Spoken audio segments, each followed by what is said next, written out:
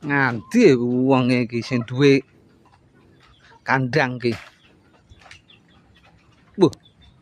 Apa wir? Ndur ngapa kowe iki? Kita iku do mabur kabeh. Mabur kenapa? 5 ilang. Neng njaba kono? Heeh. Lha sura-sura ora mbok didus banyu kembang ya mabul-mabul. Iki wis tak siapke. Iki sing jago 3 karo babon 2 malah mlayu. Ora kulino didus ale iki jen. Padha sing duwe ora tau adus. Oh, tak pakani iki dadi men luntur anune iki. Oh iya iki anu ya. Kelor. Dong kelor ya. Heeh.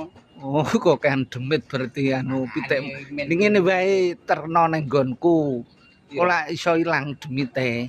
Tak gawane wae. Terus ha iya ben ilang demite sapitike engko ilang.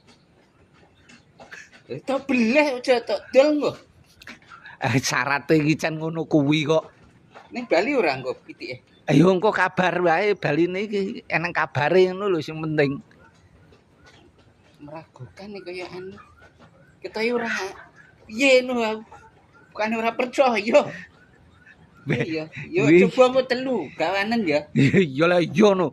Jenis syarat timbangane engko nek liyane do ilang kabeh ngono lho. Oh iya, ngono. diganggu golek wong. Iya. Angel golek wong pinter. Weh, kandhani kok.